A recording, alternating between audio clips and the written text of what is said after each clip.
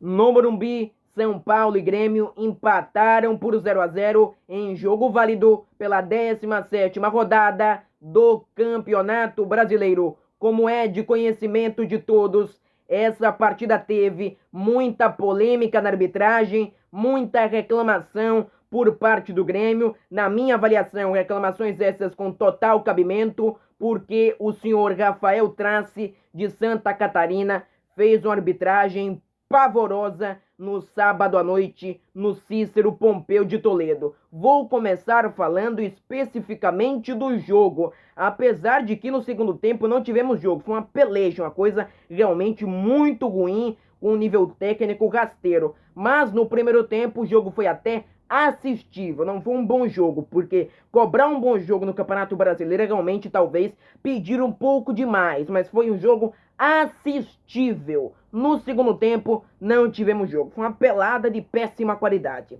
Nos primeiros minutos da partida, o São Paulo começou pressionando, em dado momento, inclusive, chegou a ter 85% de posse de bola, mas no geral foi um primeiro tempo equilibrado, com o São Paulo começando, exercendo muita pressão em cima do time do Grêmio. Aos poucos o Grêmio conseguiu impor o seu estilo de jogo, cresceu na partida, porém nenhum dos dois times foram para o intervalo com oportunidades claras, oportunidades muito eloquentes de gol.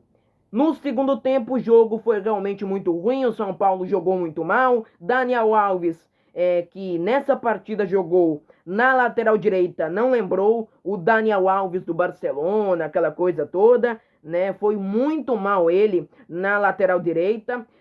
Ao contrário do Reinaldo, que na lateral esquerda conseguiu dar uma dinâmica interessante para o time do São Paulo Futebol Clube, mas depois de poucos minutos aqui falando do jogo em si, eu tenho de entrar na questão da arbitragem, porque foi o grande tema das discussões em relação a essa peleja.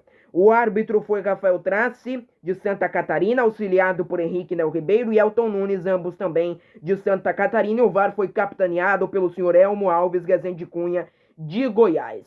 A questão que se coloca é que o Reinaldo, aos 5 minutos do primeiro tempo, o PP arrancou e caiu dentro da área.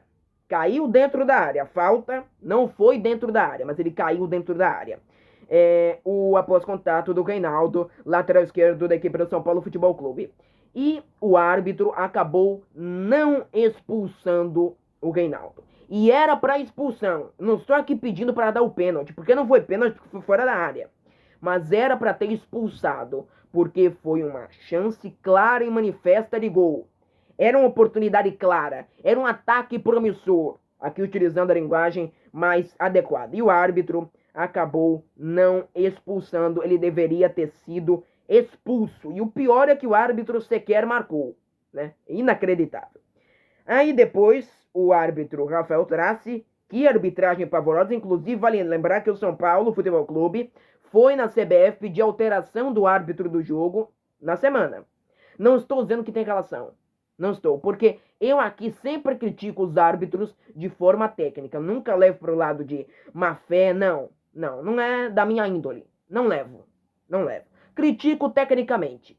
E tecnicamente o Rafael Trace foi mal, o São Paulo que pediu para trocar o árbitro. E se o São Paulo pode, todos podem, né? Vamos aqui atribuir o princípio da isonomia, e que se o São Paulo conseguiu trocar o árbitro, qualquer um time consegue. Se o São Paulo conseguiu, todos podem. É essa a questão que eu queria colocar. O Grêmio quer anulação do jogo, que eu acho um pouquinho demais também, apesar de considerar a arbitragem pavorosa. Se em todas as arbitragens pavorosas os jogos forem anulados, não teremos mais Campeonato Brasileiro, porque não teremos datas para disputa. Por exemplo, Atlético e São Paulo.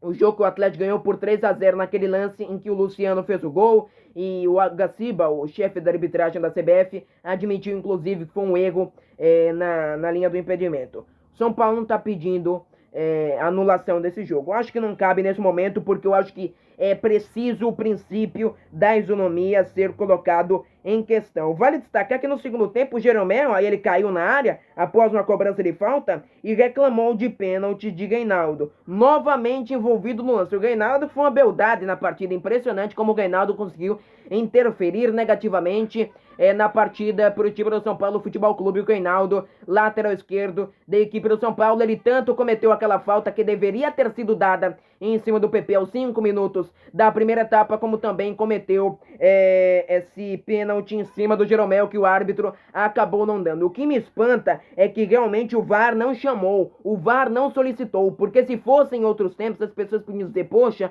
o árbitro não estava tão bem posicionado, mas não, tem o VAR que foi capitaneado, repito, pelo senhor Elmo Alves Rezende Cunha, de Goiás, e nem com o VAR não chamou, o VAR não solicitou. É inacreditável em tempos tecnológicos, um pênalti claríssimo do Reinaldo em cima do Jeromel não ser dado. Em suma, a arbitragem no Cícero Pompeu de Toledo foi uma grande vergonha. O São Paulo não tem a ver com a arbitragem em si do senhor Rafael Trace, mas o São Paulo que pediu a troca de árbitros para esse jogo. Quero saber se a CBF vai atender pedidos de outras equipes, se eles ocorrerem, como atendeu do São Paulo Futebol Clube.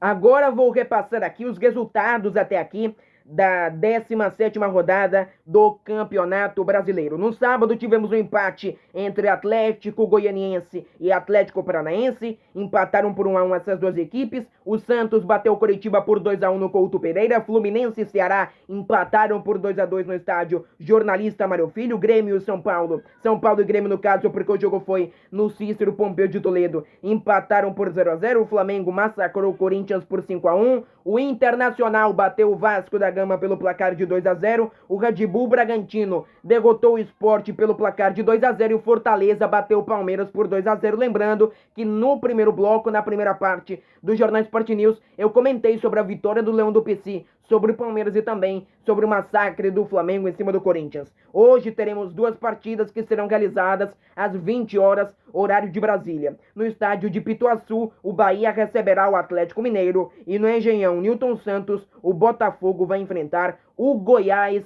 Essa foi a 17ª rodada do Campeonato Brasileiro até aqui. 8 jogos disputados e hoje duas partidas encerrarão a rodada do Brasileirão. Mas agora irei tratar evidentemente da Premier League. Futebol internacional no final de semana bombou também, grandes jogos. E na Premier League tivemos resultados fantásticos.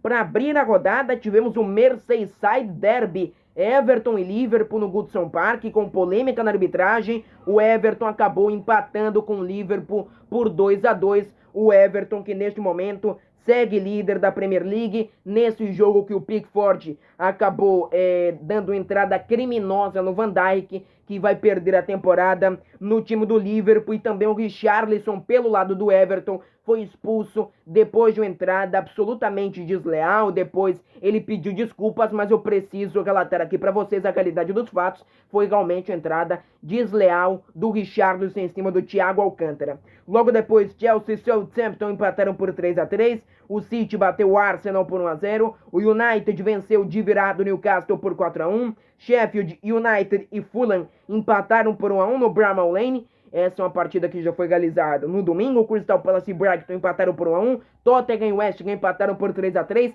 Em 16 minutos o Tottenham fez 3-0 e a partir dos 37 minutos da etapa complementar, o time do West Ham acabou reagindo e conseguiu um empate 3-3, o melhor jogo da rodada na minha avaliação na Premier League. E o Leicester perdeu no último jogo do domingo em casa, no King Power Stadium, para o Aston Villa que vem surpreendendo. Neste momento é o segundo colocado da Premier League com 12 pontos ganhos e tem um jogo a menos que o líder Everton. Aston Villa com 4 jogos disputados até o momento e o time do Everton com 5 jogos. Hoje temos duas partidas para encerrar a quinta rodada do Campeonato Inglês. 13h30, 1h30 da tarde, West Bromwich e Burnley, e às 16 horas, Leeds Wolverhampton, duelo entre Marcelo Bielsa e também Nuno Espírito Santo. Que jogaço! Na La Liga, vale destacar a vitória da equipe do Atlético de Madrid em cima do Celta de Vigo. O jogo terminou 2-0 para o Atlético, 2-0 para o time colchoneiro. Real Madrid perdeu para o Cádiz por 1-0 no Alfredo Di Stéfano, e no Coliseu Alfonso Pérez, o Barcelona visitou o Getafe e perdeu por 1-0. Na Bundesliga tivemos também partidas interessantes nessa rodada do Campeonato Alemão. Vou destacar aqui os jogos, evidentemente, das duas maiores equipes, o Bayern de Munique e o Borussia Dortmund. O time do Bayern de Munique, o todo-poderoso Bayern, ganhou do Arminia por 4-1, a goleada realmente categórica da equipe comandada pelo técnico Hans-Dieter Flick, e o Borussia Dortmund bateu o Hoffenheim pelo placar de 1-0. E para encerrar o campeonato italiano, só vou destacar aqui o português antes, o Benfica do Jorge Jesus disparou, abriu 5 pontos na liderança do campeonato português e derrotou uma atuação brilhante do Benfica, 2 gols do Luca Valtimite e 1 gol do Gabriel, 3-0 para cima do time do Rio Ave no estádio dos Arcos, em Vila do Condé. No campeonato italiano tivemos o clássico, o derby. O time do Milan venceu a Inter por 2-1, Crotone e Juventus empataram por 1-1 e a Roma venceu o Benevento por 5-2. Esses foram os jogos de principal destaque no Campeonato Português. Para finalizar o programa de hoje, Sporting Clube de Portugal e Futebol Clube do Porto empataram por 2-2 no sábado no estádio José Alvalade. Muito obrigado pelo carinho da sua audiência e amanhã tem mais Jornal Sport News com as principais notícias do futebol brasileiro e mundial. Até amanhã, amanhã tem mais Jornal Sport News.